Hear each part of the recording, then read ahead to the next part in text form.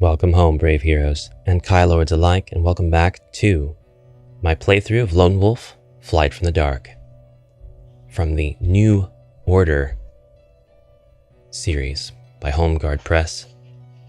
We were just facing off with a vordak, and we have a combat skill of 17 to match against their combat skill of 17, an endurance of 26 to match against their endurance of 25, and we've just rolled a 7.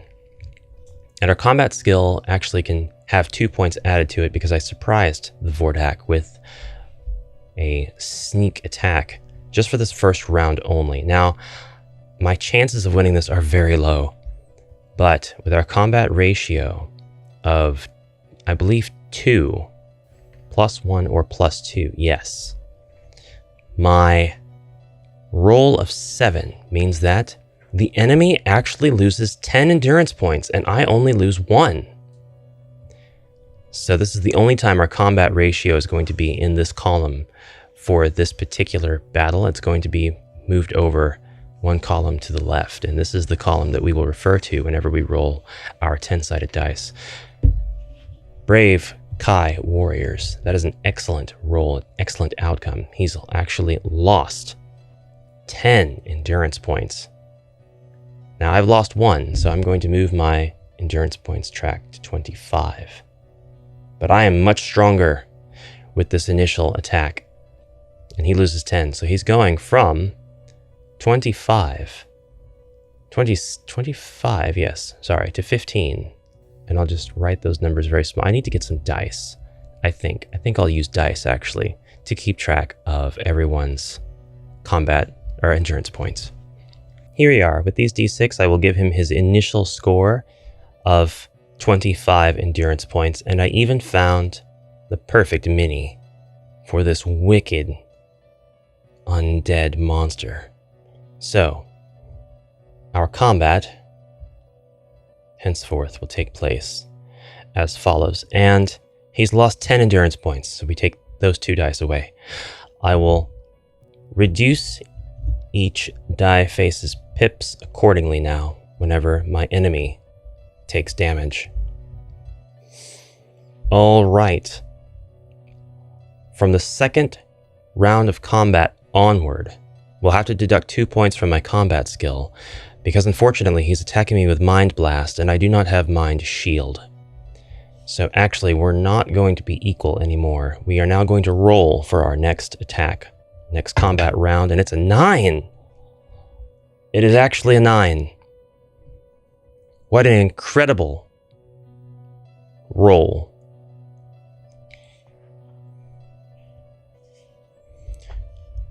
Here's our 9 row, and the combat ratio is now, instead of us being equals, he's stronger.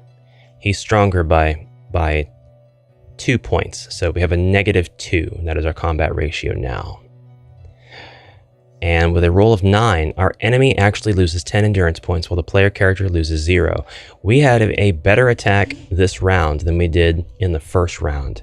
With 10 more endurance points lost, I have hacked away at this monster. Time for round 3 of combat. It's an 8. I can't believe the rolls against this very powerful monster. In this case, an 8 is cross-referenced with a combat ratio of -2 to give us a 9 endurance point loss on the enemy and 1 endurance point loss on the player character. Fellow Kai Lords, I currently have 24 endurance points and I have completely decimated this enemy, the vordak, after his triumph the first time we met. I have taken back my honor.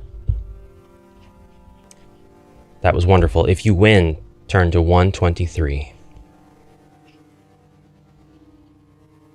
And you'd best believe I'm going to be utilizing my home rule for this particular playthrough.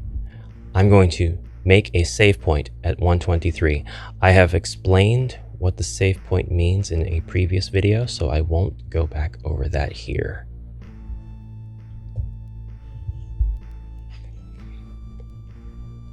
As the creature collapses at your feet, its body slowly dissolves into a vile green liquid. The grass and the plants around the spreading pool of smoking, bubbling fluid are beginning to shrivel up and die. In the midst of this foul pool, you see a large scarlet gemstone. It looks very valuable. Further along the trail, you can see a large war party of Giaks, over a dozen strong. Alerted and summoned by the Vordak's final cries, they are now running toward you, intent on exacting their revenge for your destruction of their fell master. If you wish to snatch up this Vordak gem, turn to 304. If you would rather leave it and escape into the surrounding trees, turn to 2. I wish to have a reward for my victory. I'll grab the gem, and if my hubris must be punished, so be it. The scarlet gem feels incredibly hot, and it blisters your fingers the moment you grasp it. Lose 2 to endurance points. One thing I forgot to do when I read through that section was increase my endurance points by 1 because I have healing, which increases your endurance points by 1 for every section of the book that you read that does not involve you in combat. So they're actually at 25 out of 26. So for me to lose 2 endurance points, I'm now sitting at 23. 23. That is what I have currently. Hurriedly, you wrap your injured hand with part of the creature's robe and retrieve this gleaming stone from the decaying remains of its body. Record this as a Vordak gem which you keep in your backpack. You feel sure that a gem of this weight and size must be worth hundreds of gold crowns, but your thoughts are soon brought back to the dangerous reality of your present situation. The vengeful Giaks are getting closer with every passing second. Fearful that you will be overwhelmed by their superior numbers if you stay here a moment longer, you turn and sprint for the cover and safety of the surrounding forest. Turn to 2. So, this is a Vordak gem. I don't know what significance this will have, but since I'm going to the exact same passage that I would have anyway, that is the proper reward for this battle. That and a reduction of 2 endurance points, which, by the way, since I'm turning to 2, I gain 1 and I'm currently at 24. As you dash through the thickening trees, the shouts of the pursuing Giaks gradually begin to fade behind you. Only when you are completely sure that you have outdistanced them and they have given up the chase do you dare to stop and take a rest. You are now in a part of the Freiland forest that you have never explored before. Through the canopy of branches above, you catch glimpses of the morning sun. Its position in the sky helps you to get your bearings in this thick woodland. You determine that you should be heading towards the southeast in the direction of Holmgard, but to do so now will take you back through the forest toward the Giaks. You resolve instead to turn toward the southwest. Your hope is to go eastward again, once you have passed around the area where you encountered the Vordak and its Giak patrol. Soon you chance upon an old forest trail. It does not appear to have been used for many years. You follow this trail westward for about a mile until it brings you to an old stone signpost. One arm of the post points directly ahead, and the other points away to the right. The inscriptions engraved into the arms are badly eroded and written in an ancient text that you do not recognize. Your keen hearing detects a faint noise in the distance directly ahead. It is the unmistakable sound of Giaks communicating in their harsh, guttural language. Wary of running into another enemy war party, you leave the main trail and set off along the smaller track. You have nearly outdistanced them completely when you crash headlong into a tangle of low branches. Pick a number from the random number table, which means roll our 10-sided die. Whoops, it's got to be in the tray to count. It's a 0. Oh man, if the number you picked is 0 through 4, turn to 343. I should be saving my game on 2. But we are also at 25 endurance points. Where was that? 343.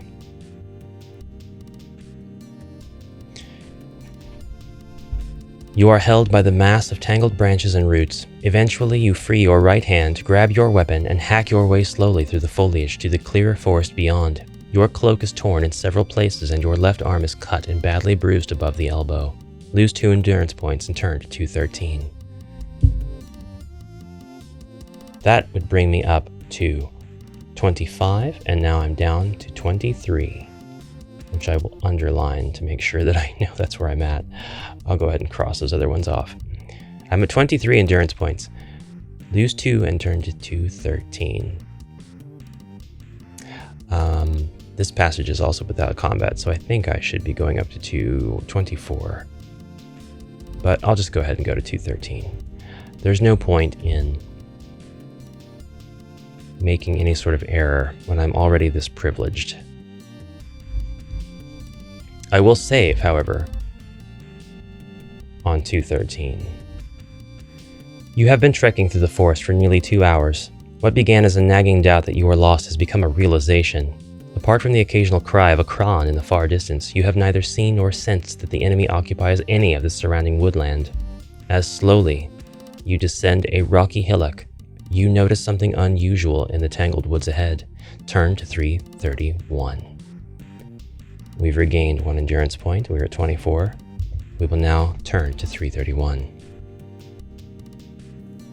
Surrounded by thorny briars and closely knitted tree roots, you see the entrance to a tunnel disappearing into the hillside beyond. It is approximately 7 feet in height and just over 10 feet wide. As you get closer, you can feel a slight breeze coming from the inky blackness. If the other end of this tunnel emerges on the far side of the hill, it could save you many hours of difficult climbing. But you are also wary of the fact that it could be harboring unknown dangers. If you wish to enter the tunnel, turn to 170. If you decide instead to climb the hillside, turn to 280. This is a tough one for me. I'm not sure which one I should do. Let's save here just in case there's any instant death. I think I've done this before, and I think the tunnels do have a bit of danger in them, but I think I find weaponry. If I'm not mistaken, I think I'm close to finding a warhammer. Let's go enter the tunnel. 170. And with that choice made, I am back up to 25 endurance points. See? The healing skill really is easy mode. The tunnel is dark, and the air is much cooler than outside. You carefully advance with one hand on the tunnel wall to aid your sense of direction. You have been in total darkness for 3 minutes when you detect the foul smell of decay ahead, similar to rotting meat. If you have a torch and tinderbox in your backpack, you may light the torch to see your way ahead. I do not. Suddenly, something heavy drops from the tunnel ceiling onto your back and you fall to your knees. It is a burrow crawler, and you must fight it, for it is trying to strangle you with its long, slimy tentacles. And there's the illustration of the burrow crawler. It is a burrow crawler, and it is trying to strangle you. I wonder how big these things are. Big enough for its tentacles to strangle me. The burrow crawler has a combat skill of 17 and an endurance of 7. If you have a torch, its flickering flame will aid you during this combat. I don't have it. The burrow crawler is immune to mind blast and animal kinship. If you win, turn to 319. We are now engaged in combat. It has a high combat skill. I'll give it that, but its endurance is almost nothing. We can do this. The burrow crawler. Let me get a miniature. I don't have an appropriate miniature for a worm, a cave worm of any kind. I've decided to use this plant-like creature that could represent the head of some kind of monstrous worm if it's poking out of the ground. And we'll go ahead and grab our 6-sided dice to keep track of the enemy's health. The enemy has 7 health, represented by the pips on the dice. And now we are going to roll our number. Our combat ratio is actually 0. And our first roll is 6, which is nothing to sneeze at. So we will now consult the combat results table. And actually, I'm going to print off this combat results table so that it is ever present and I'm not having to refer to it every time I get into a fight. So with a combat ratio of 0 and 0, we will go down to our 6. The enemy has lost 8 endurance points and the player character has lost 2. And that, my friends, is game for our disgusting friend. We only lost 2 endurance points. I think I may have forgotten to recover, but possibly not. I'll put myself at 23, and that is where we currently are. I've won, so we're going to turn to 319. And we'll remove this disgusting worm from the board and also take our dice. I'm only using those 6-sided dice to keep track of endurance points of enemies. The carnivorous creature lets out a ghastly death cry and falls still. In a panicked state, you scramble to your feet and grab what you believe to be your belt from the slimy jaws of the dead beast. You can see a faint light in the distance, and you run toward it as fast as you are able. When finally you emerge into the daylight, you fall onto the leafy ground and fight for breath in painful gasps. Slowly sitting upright, you notice that you are still wearing your belt. It had not been lost during the combat after all. What you grabbed from the jaw of the burrow crawler was a leather strap with a small pouch and a sheathed dagger fixed halfway along it. You break open the clasp to find that it contains 20 gold crowns. You may take both the dagger and the crowns if you wish. Feeling a little calmer now, you gather together your equipment and push on eastward into the forest. We now have 28 gold crowns. We can recover 1 endurance point, bringing us up to 24, and will now turn to 157. 157. The forest begins to thin out until finally you can make out a road through the trees ahead. The highway is full of people heading south. Many are wheeling their possessions along on handcarts. If you wish to join the refugees and perhaps learn more of what has happened in the north, turn to 30. If you would prefer to continue to move south but under cover of trees, turn to 167. And that, my friends, is where I will be saving my game, page 157, and we will be stopping here. I want to thank you very much for joining me in this episode of our adventure, and I'm very glad to have completely slaughtered my enemies.